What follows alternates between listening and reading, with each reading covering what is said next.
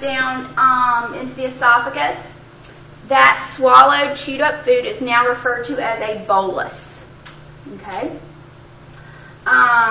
When that bolus moves into the stomach from the esophagus and it starts mixing with the stomach juices, then it's referred to as chyme, C-H-Y-M-E. And I don't know where these names come in. Okay? When the bolus hits the stomach, the stomach is going to secrete lots of gastric juices. If you hear the term gastric, that always refers to as the stomach. Okay?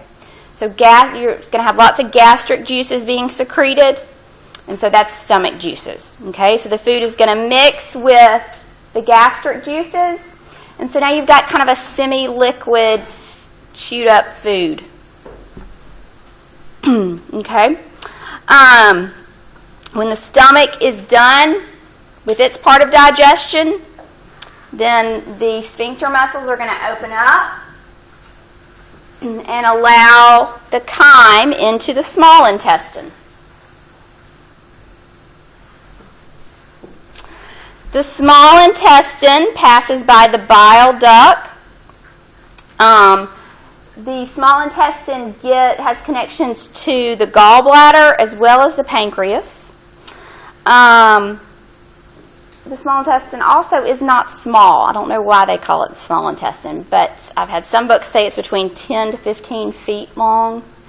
I've had other books say it's between 12 and 20 feet long. So if you're ever watching like a hospital medical show and they show up like all the balled up intestines and in the abdominal area, that's probably the small intestine.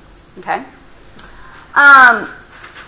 The small intestine is divided into 3 segments: the duodenum, the jejunum, and the ileum. And when it gets to the end, which is the ileum, then the sphincter muscles will open, and what's left will move on to the large intestine. Large intestine is also referred to as the colon.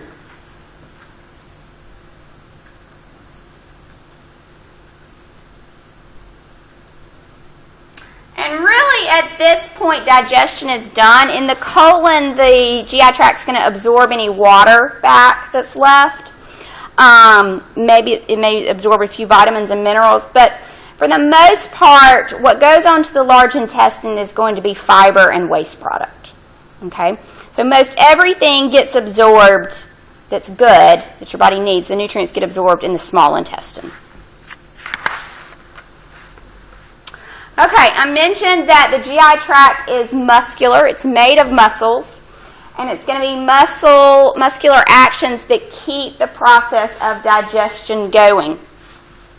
There's something called peristalsis, and these are wave-like muscle contractions that push the contents of the GI tract along, keep things moving.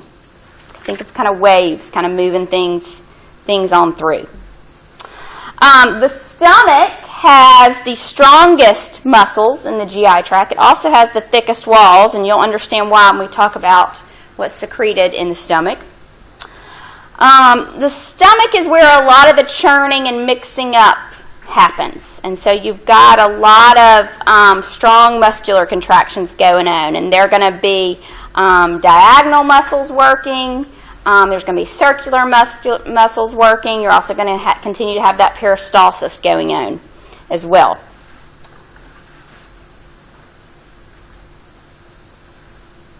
Okay, another muscular contraction that you have going on is something called segmentation. And these are, if you imagine, like circles stacked on top of each other that kind of form the GI tract. These are those circular muscles. And they're going to kind of slowly move stuff down.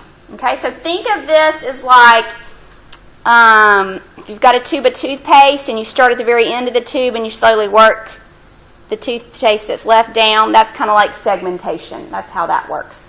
Segmentation is really going to work to mix up that chyme with the digestive juices and put the chyme in contact with the cells that can absorb them. And then lastly, we've already talked about these muscles, but sphincter contractions. And these are the muscles that are at the top and bottom of each of the major GI tract organs. And they're going to open and close. So they essentially control the pace and movement of the food or the digested food through the GI tract. Okay?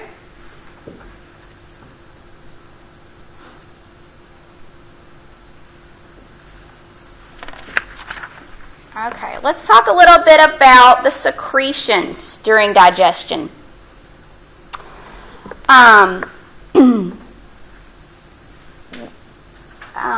For digestion to occur, 5 different organs secrete different things. Okay, so there's 5 different organs involved. You have the salivary glands that are going to secrete some stuff, the stomach glands, the pancreas, the liver, and the small intestine. So all of them play key roles in the digestion through whatever they're going to secrete. The secretions are going to come in at various points along the GI tract, and we'll talk about those in a second. And a lot of these secretions contain what we call enzymes. Okay? Enzymes are proteins, but they are going to help the chemical reactions involved in digestion occur. Okay? They're going to help take those sugar molecules or those protein molecules and break them apart into smaller pieces. Okay? Any kind of reaction, and you'll hear this term over and over again throughout the book, any type of reaction where you are breaking something down, taking something big and breaking it down into smaller pieces is referred to as a hydrolysis reaction. Okay?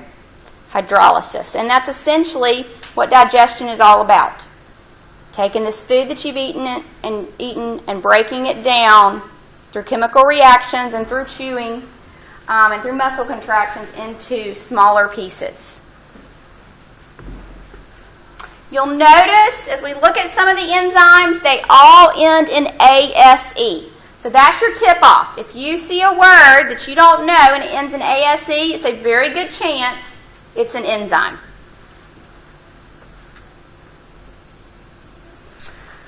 Okay, so let's talk about the first 2 secretions.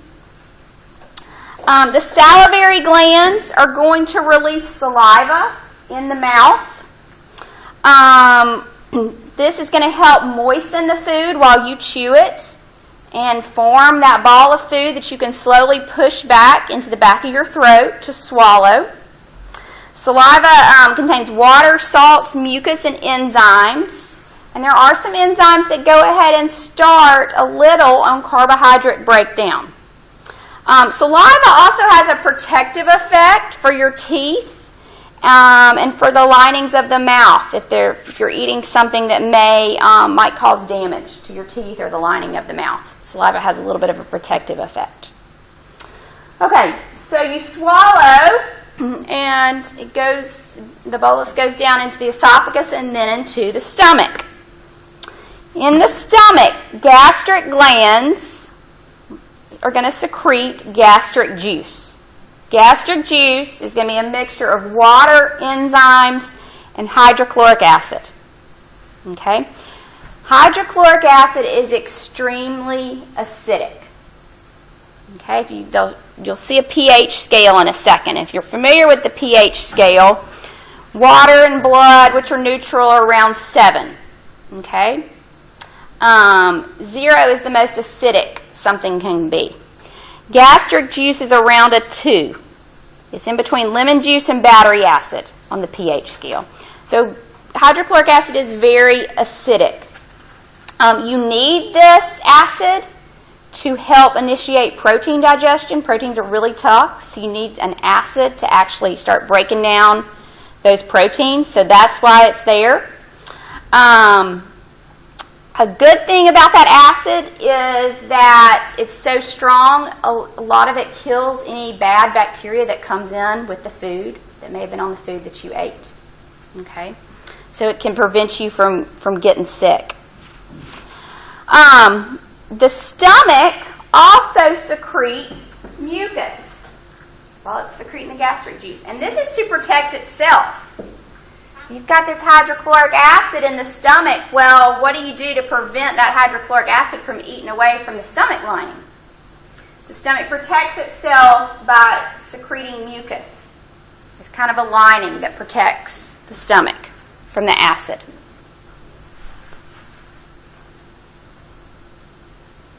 And here's that pH scale. It goes from 0 to 14. Everybody familiar with the pH scale from chemistry? Okay.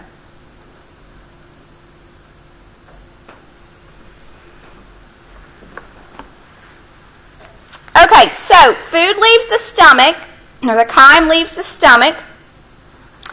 By that time, digestion of carbs, proteins, and lipids has all started. And so it's going to move on to the small intestine, but this chyme that's moving on to the small intestine is really acidic. So something's got to be done. So in the small intestine, you have pancreatic juice that's secreted. In pancreatic juice, you have enzymes that are designed to work on the carbs, enzymes that are specifically designed to work on proteins, and ones that are specifically designed to work on lipids. You also have sodium bicarbonate in there. Sodium bicarbonate is very basic, which is the opposite of an acid. Okay? So the sodium bicarbonate is in there to help neutralize the acidic contents of the stomach coming in.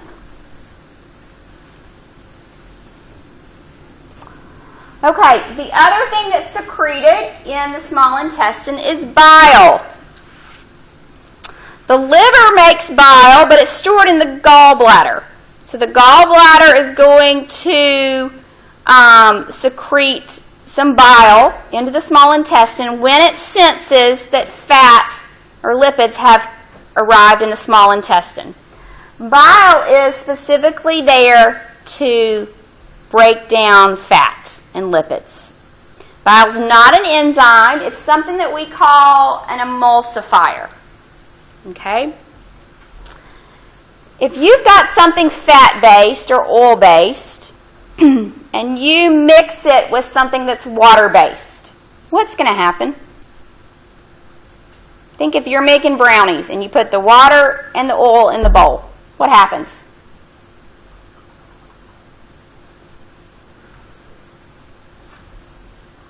Nobody knows. Doesn't the oil just stay at the top? Yeah, it just sits there. It won't mix with the water, right? Okay. Your enzymes and digestive juices are water-based. Okay? Your fat and your lipids are fat-based. They won't mix. Okay? So you've got to have something that will bring them together and make them mix. And that's what they call an emulsifier. An emulsifier can mix with both and can make them come together and mix together. Okay? You use emulsifiers a lot in cooking, particularly like baking. Eggs are an emulsifier. If you add an egg, that brings the water-based substances and the fat, the butter, the oil, whatever it is, together, and you can blend and get a batter. And it becomes one substance, right? Okay, that's emulsifiers. And so bile is an emulsifier. So bile mixes with the fat droplets that need to be further digested and the enzymes that are there to work to break down the fat and lipids, and mixes them together so that the enzymes, the lipid enzymes, can start really breaking down the fats and lipids. Okay, so you have to have bile for fat digestion. Okay, this is just a nice chart of the different secretions and what they do.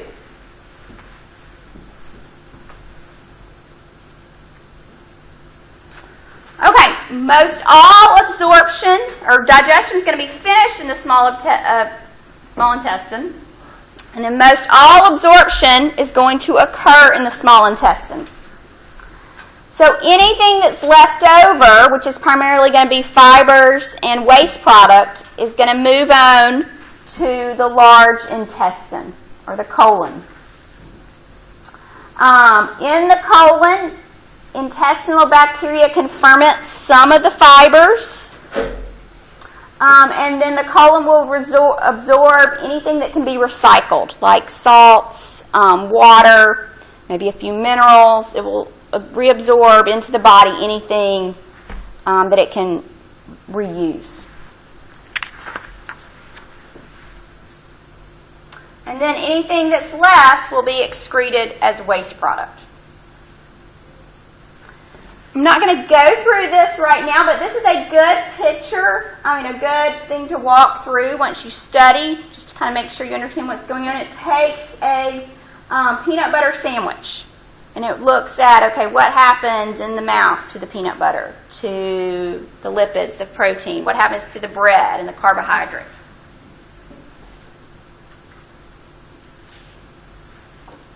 Okay, let's talk about absorption. Most all absorption is going to take place in the small intestine. And this is the reason that the small intestine is so long. You want as much contact area for that digested food to come into contact with the lining of the small intestine so that it has the max amount of time to be absorbed by the small intestine cells, lining cells, and into the body. So basically, the digested nutrients are going to be absorbed through the small intestine walls into the bloodstream, okay, for the most part. There are 3 different ways nutrients are absorbed: simple diffusion, facilitated diffusion, and active transport. I'm not real concerned that you know about those differences, other than active transport and facilitated diffusion require a carrier, okay? Like lipids require something to carry them over the intestinal wall into the bloodstream, okay?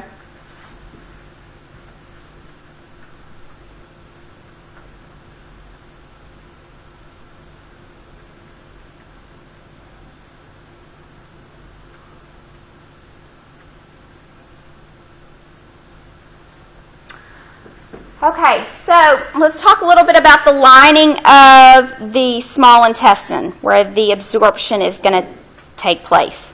The inner surface of the small intestine looks real smooth, but if you look closely at it through a microscope, it's got a lot of folds and ridges, and it's also got thousands, millions of little finger-like projections coming up from it, called villi. Okay? Tell people to think of it as like the ocean floor, okay? It's not flat. It's got, hills and bumps and ridges and that kind of thing, and it's also got all kinds of plants growing up. And those would be the villi that are kind of waving in the ocean currents.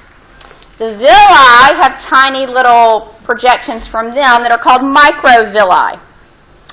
And then in between the villi, you have things called crypts, which are kind of like glands.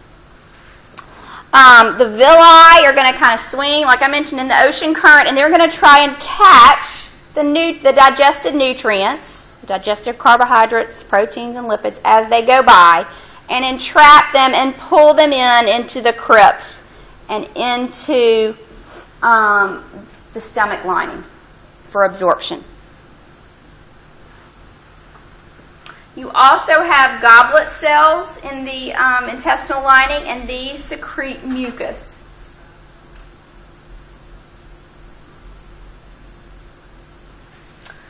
The villi are going to try to grab nutrients, like I mentioned. If you are needing, let's say if you're low on iron and you're really needing iron, then the villi will be more attracted to grabbing iron as they see it go through. Or let's say you're low on protein, then it will try to grab more of the digested protein.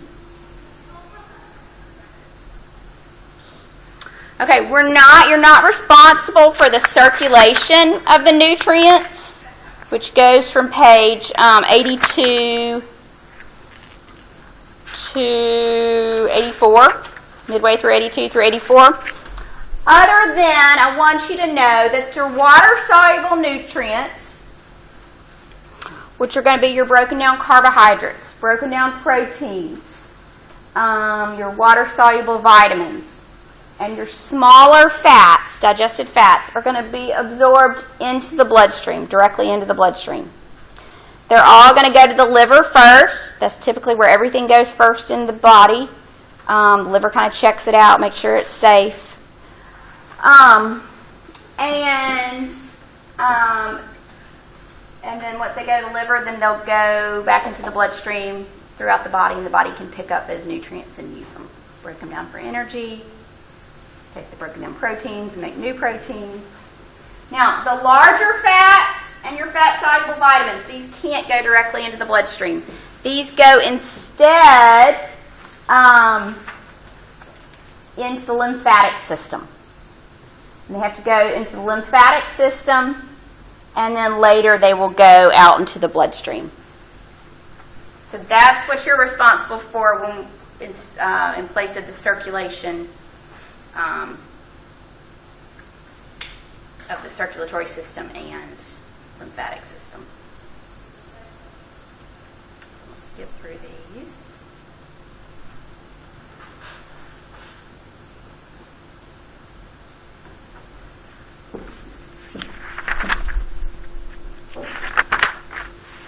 Okay, so the health and regulation of the GI tract. There's a lot of things that have to run just right for digestion to occur properly. And there's lots of different factors that can cause things not to go normally, which is why it's very common to have digestive issues. You may have heartburn, you may have constipation, you may have diarrhea, you may have a stomach ulcer. And you can see why, because there's all of these little things that have to occur just perfectly. And it's very easy for them to not occur just like it should. A healthy GI tract has lots of bacteria, and lots of good bacteria. These bacteria are going to depend somewhat on your diet, any medications you've taken, the pH of your body. These good bacteria actually take care of your GI tract or help things run like they should. If you are lacking the good bacteria, they think it may contribute to inflammatory bowel disease, irritable bowel.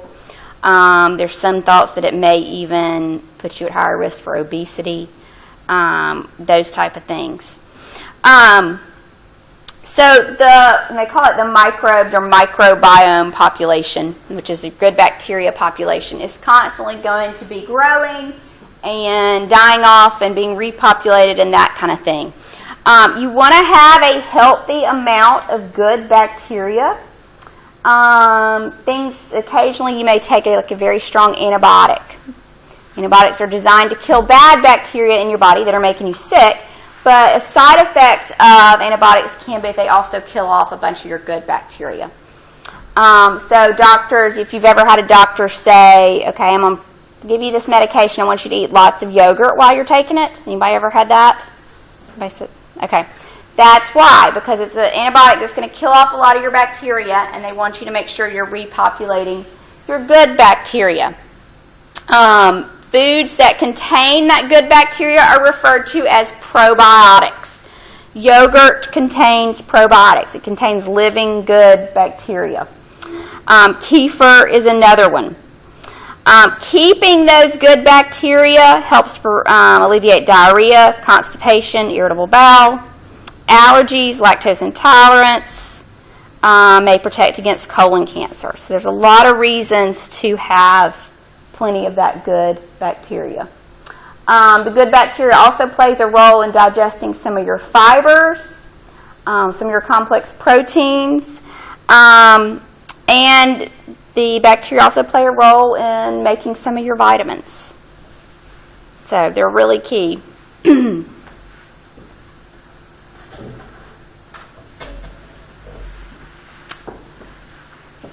The nervous system and your hormones are going to be really the two key things that are going to help keep everything in a state of homeostasis during digestion. Okay? What does homeostasis mean?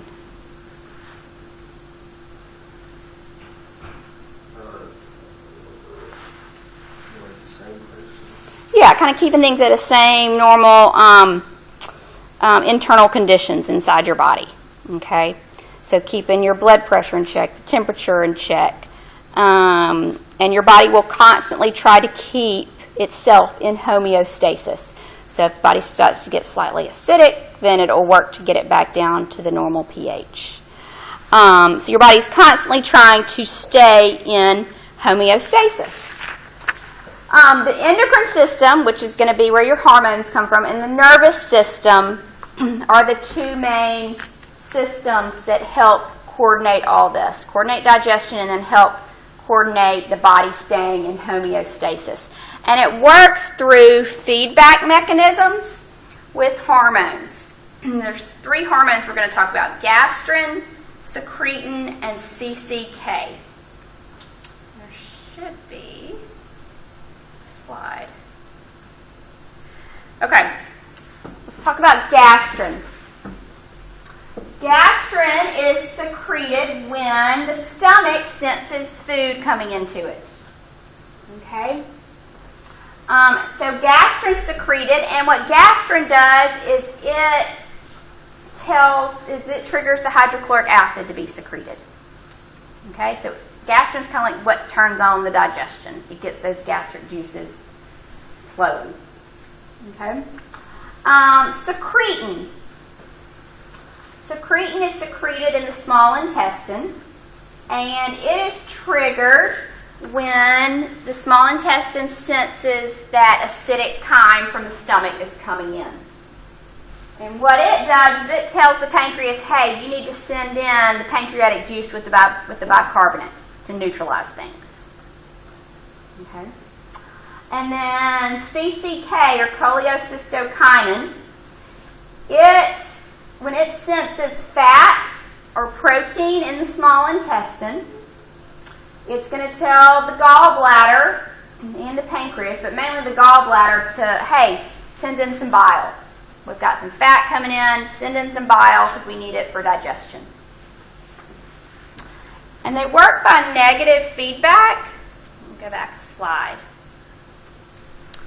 So, like with gastrin, food in the stomach causes the cells of the stomach to start releasing gastrin, so it's turned on. The gastrin stimulates the stomach glands to release hydrochloric acid.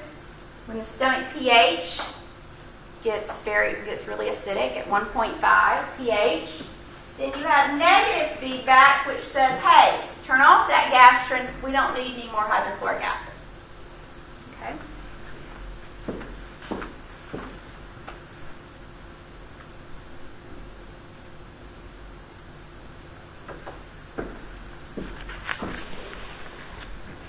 Okay. As you can see, there's lots of different things that have to go exactly right during digestion, or else you're going to feel it. The GI tract, and digestion also are influenced by the environment and by things going on and by stress levels.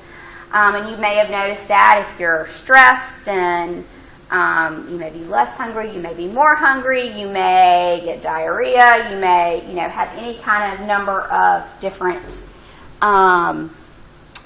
reactions. But the GI tract is sensitive.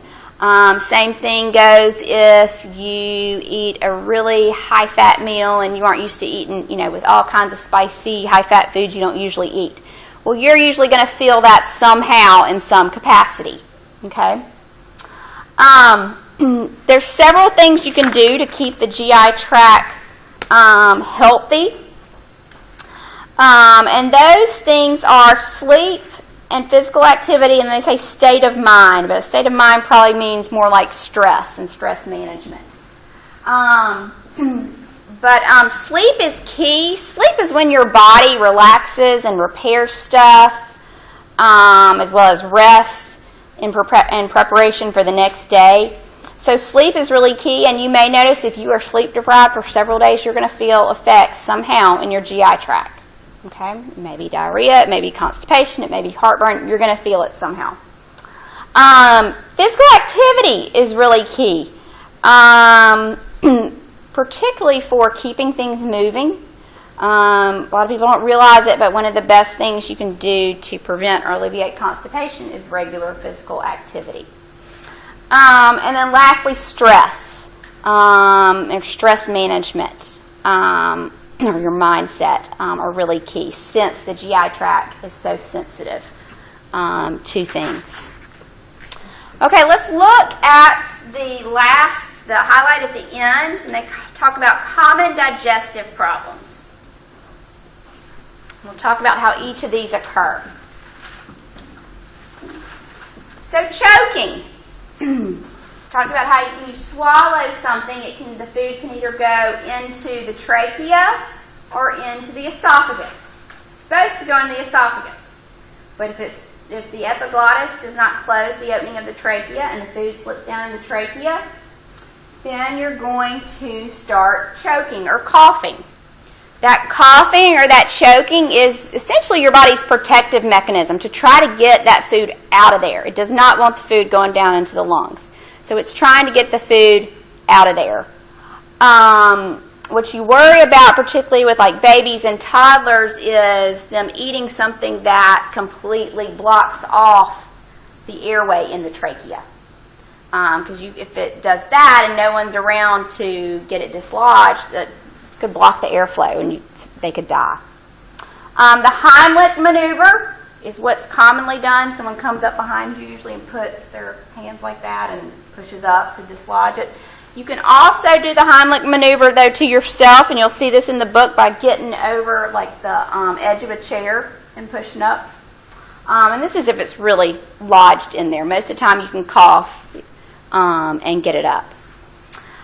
To prevent choking, and this is mainly with your babies and toddlers, but sometimes also with your elderly individuals, they may not be strong enough to cough stuff up if they do choke.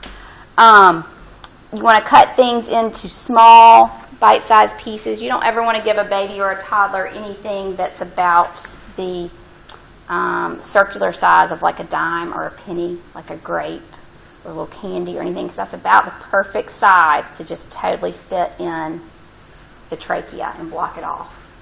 So you never want to leave them alone when they're eating.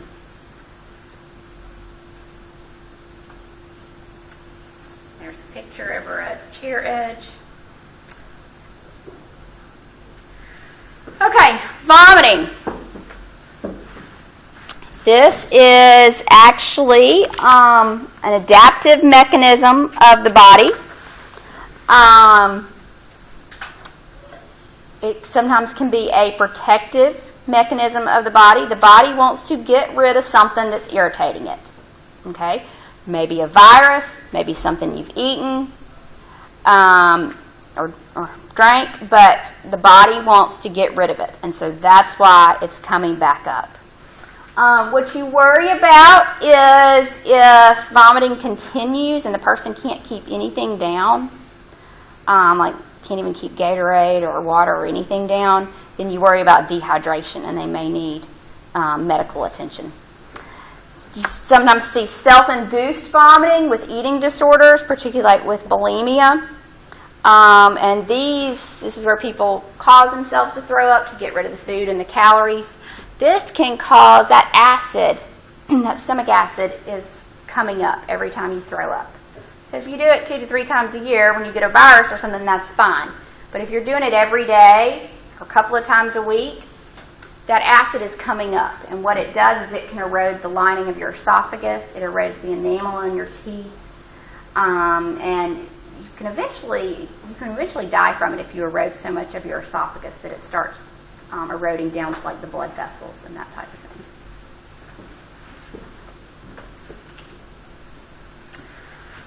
Okay, diarrhea. It is characterized by frequent loose, watery stools. It usually indicates that things have moved too quickly through the GI tract. And that's why it's watery. The GI tract has not reabsorbed the water. Similar to vomiting, if it continues for more than 24 hours or so, nonstop, then it can lead to dehydration as well. Let's see. You sometimes see diarrhea with other issues, with bigger underlying issues. You'll have it sometimes with irritable bowel syndrome, colitis, which is inflammation of the large intestine, or celiac disease. Irritable bowel syndrome is really common, and it's kind of what they group anything they can't really figure out what's going on in the GI tract. But it's you have frequent or severe abdominal discomfort and some kind of disturbance in the movement of stuff through the GI tract. So it may be abdominal discomfort as well as diarrhea, abdominal discomfort and constipation, gas, bloating. So it can be different kind of for each person that has irritable bowel syndrome. Sometimes it can be a food that triggers it, but sometimes you can't ever figure out what's making it occur. Colitis is inflammation of the large intestine, like I mentioned. Usually have to do surgery to treat that. That's not as common. Celiac disease is an autoimmune disease, and this is where the body reacts or becomes inflamed if the person eats anything that contains gluten. So gluten-free diets have gotten very trendy, but people with celiac disease medically require a gluten-free diet. And that's really where the gluten-free diet came from. A lot of people use it now as a way to lose weight or eat healthier. It's not any healthier or anything. But people with celiac disease actually require it because the gluten can actually do damage to their small intestine, cause inflammation, causes abdominal pains, bloating, gas, diarrhea. It can cause permanent damage if you continue to eat gluten and just put up with the side effects too. Okay. Constipation. Constipation is not a disease. It is a symptom. Okay, when I worked in a nursing home, they wanted every old person there to have a bowel movement, one bowel movement every 24 hours. And if they didn't, then they'd give them laxatives or an enema or something. Or they'd want me to prescribe them prune juice as a dietitian. Every person's GI tract has its own cycle of elimination. And you probably know what your normal cycle is, and you know that, if you're off that normal waste elimination cycle. And so if you are behind in your cycle, then you would call that constipated for you. So it's not necessarily once every 24 hours or, once every other day. Symptoms: straining during bowel movements, hard stools, and frequent bowel movements. A lot of times people can be dehydrated, and that's why it's occurring, or they're not eating enough fiber, or they're eating a fiber, a diet rich in fiber, but not enough water. The other big thing that is they aren't very active, and physical activity is one of the best things to kind of keep the GI tract moving, and that's essentially what's happened. Stuff has kind of gotten stalled out in the large intestine, and it needs to keep moving out of the body. Why you worry about it is that, one, you don't want your waste products sitting in your body for several days. It's kind of like trash sitting in your house. So you want it to get on out of your body, but also constipation can cause hemorrhoids as well as diverticulitis from like the straining of trying to go. So they do not recommend things like colonic irrigation, which are kind of trendy. Some Hollywood stars and do it, that kind of thing. They really recommend your first thing is water or fluids, fiber, and physical activity. And if it goes beyond that, then a doctor might recommend laxatives or something. But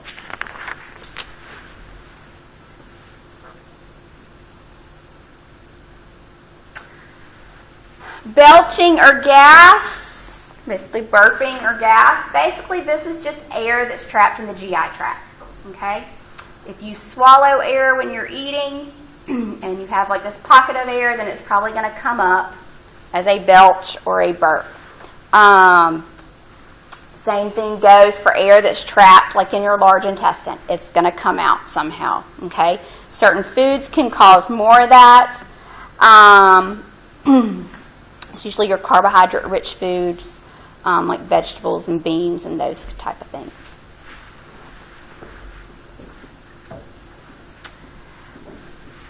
Reflux and indigestion, which you probably know more commonly as heartburn. Okay. If you've ever had heartburn, it feels like a burning sensation, like right here. It's not fun. Okay? Well, what lies about right here in your chest is the stomach and then the esophagus. What's happening is, for some reason, that top of the stomach is not staying closed. And in the stomach, you've got all that chewed up food that's mixed with the gastric juices, really acidic.